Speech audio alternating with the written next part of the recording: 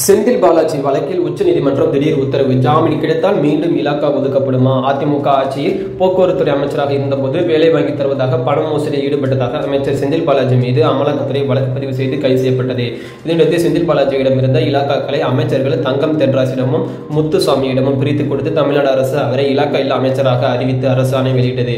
ஆனால் ஆளுநர் அதற்கு எதிர்ப்பு தெரிவித்து அமைச்சர் செந்தில் பாலாஜியை பதவி நீக்கம் செய்ய உத்தரவு பிறப்பித்தார்.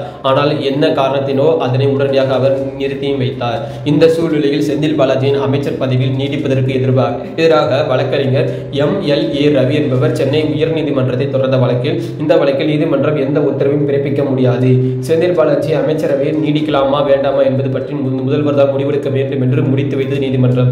இந்த உத்தரவை எதிர்த்து உச்சநீதிமன்றத்தில் மேல்முறையீடு செய்த ML ரவி அந்த மேல்முறையீட்டு மனு ஜனவரி 5ஆம் தேதி இரு நீதிபதிகள் கொண்ட அமர்வில் விசாரணைக்கு வந்தது. அப்போது அமைச்சரை பதவியிலிருந்து நீக்க ஆளுநருக்கு அதிகாரம் இல்லை, ஒரு அமைச்சராக நீடிப்பது குறித்து முதல்வர் தான் முடிவெடுக்க முடியும் என்று சென்னை உயர்நீதிமன்றம் உத்தரவு சரியானது, எனவே இந்த விவகாரத்தில் தலையிட தேவையில்லை என கூறி மேல்முறையீட்டு மனுவை தள்ளுபடி செய்து உத்தரவிட்டது.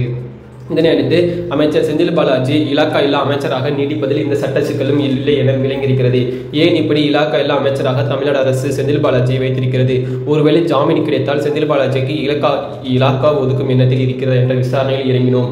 அதில் செந்தில் பாலாஜிக்கு தமிழ்நாடு அரசு சார்பில் கொடுக்கும் சப்போர்ட் என்று தலைமை என்று நினைக்கிறது என்றபடியெல்லாம் பேச்சு தொடர்ந்தார் சீனியர் அமைச்சர் ஒருவர். செந்தில் பாலாஜி கைது செய்யப்பட்டிருக்கும் வழக்கு அதிமுக காலத்தில் போடப்பட்டது என்றாலும் இப்போது அவர் திமுக அரசின் அங்கம். திமுக ஆட்சி அமைத்த முதல் பாஜக தரப்பிலிருந்து வந்த பல்வேறு விமர்சனங்களை தைரியமாக எதிர்த்தவர் செந்தில் பாலாஜி. அது மட்டுமில்லாமல் ஈரோடு இடைத்தேர்தலில் தொடங்கி உள்ளாட்சி நகராட்சி தேர்தல் என அனைத்து தேர்தலிலும் செந்தில் பாலாஜி வேலை பார்த்தீங்கன்னா அசாத்தியமானது.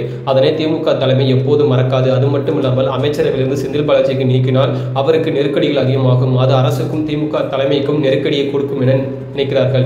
எனவேதான் இப்போதும் அமைச்சராக அவர் தொடர்ந்து செயல்பட்டிருக்கிறார் என்ற தலைமை சொல்லிக் கொண்டிருக்கிறது. அது மட்டுமில்லாமல் பொன்முடி விவகாரத்தில் அவர் குற்றவாளி என உத்தரவிட்டு 3 ஆண்டுகள் சிறை தண்டனை விதிக்கப்பட்டது. அதனால்தான் அவருக்கு அமைச்சர் பதவி பறிக்கப்பட்டது. ஒருவேளை உச்சநீதிமன்றத்தில் இந்த தீர்ப்பை தடை வாங்கினால் அவருக்கும் அமைச்சர் பொறுப்பு கொடுக்கப்படும்.